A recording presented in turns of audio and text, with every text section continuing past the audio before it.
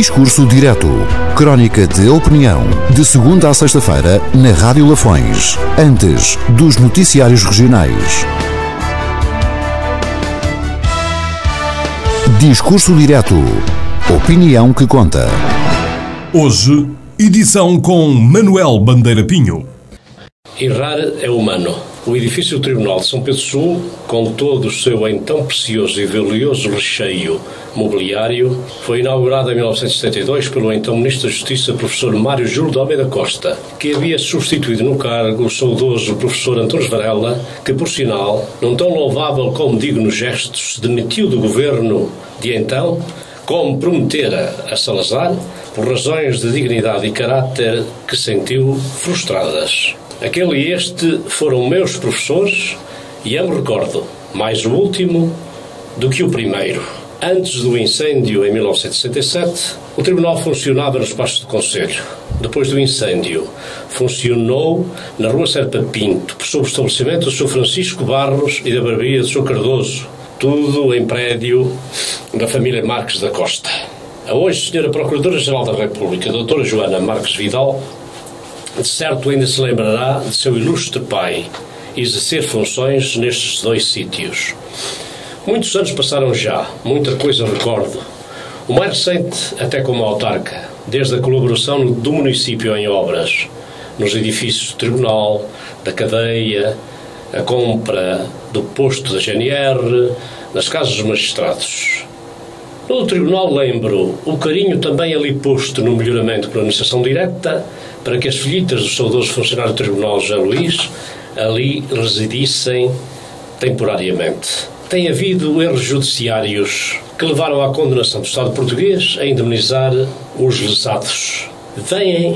Vieram várias vezes a lume as notícias a respeito. Todavia, não imaginaria que os velhos mobiliários de coisa pública, no caso do Tribunal, viessem a estar na base da condenação do Estado português a indemnizar dois jornalistas do jornal O Centro em 16 mil euros, quando já não era secretário do Tribunal, o funcionário que com aquela categoria se encarregou de proceder, diz o jornal que vou citar abaixo, à venda gratuita dos velhos móveis que neles se conservaram desde a inauguração.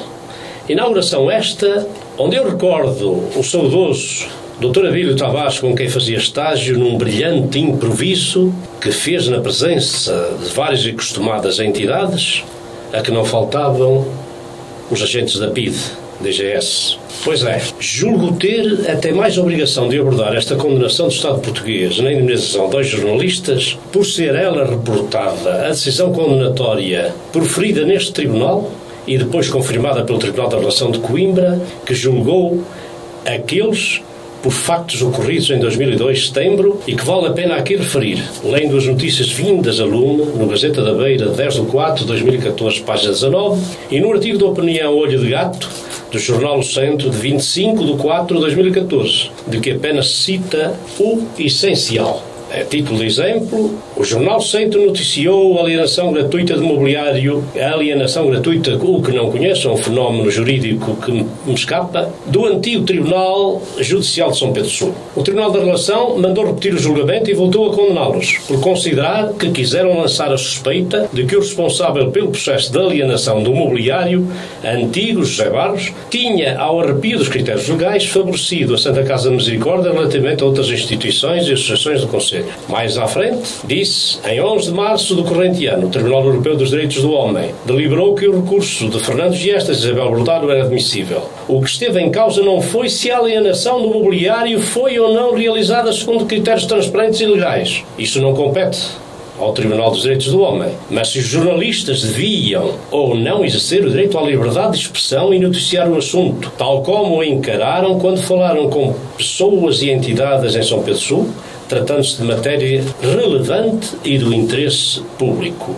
Por outro lado, continua, o jornal teve a preocupação de ouvir o secretário do Tribunal de São Pedro Sul, o provedor da Misericórdia e o Ministério da Justiça, publicando todas as declarações dos envolvidos de acordo com a prática de um jornalismo responsável. Os funcionários fazem parte da administração pública superintendida pelo Governo através dos respectivos ministérios. Já os funcionários das escolas, já os dos tribunais, já os dos hospitais, etc., etc. Os órgãos de soberania não podem nem devem confundir-se com os seus titulares. O Presidente da República é o titular do órgão de Presidência da República. Os magistrados são titulares do órgão de soberania tribunais. Os deputados são titulares do órgão de soberania à Assembleia da República. Os ministros, secretários de Estado, subsecretários, etc., são titulares do órgão de soberania do Governo. Como assim não pode confundir-se o magistrado e ainda menos o funcionário judicial com o Tribunal, órgão de soberania?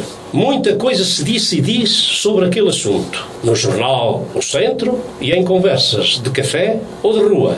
Mormente que o assunto não foi devidamente cuidado e que poderia e deveria não ter dado aso a processo e à hora condenação.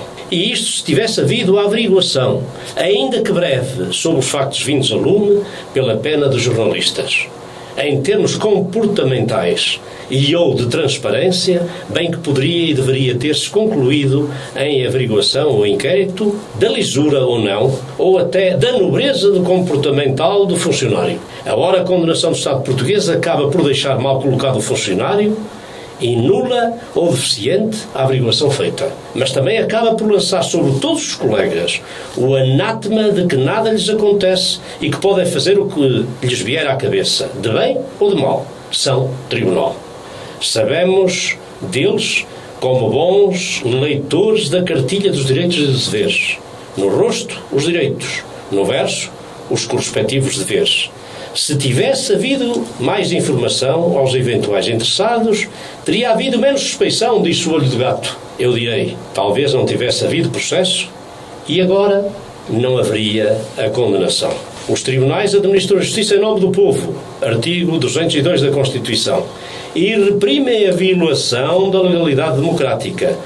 Na administração de justiça, aos tribunais e ao Ministério Público incumbe assegurar a defesa dos direitos e interesses legalmente protegidos, entre os quais a liberdade de expressão e informação e a liberdade de imprensa e meios de comunicação social, artigos 37 e 38 da Constituição.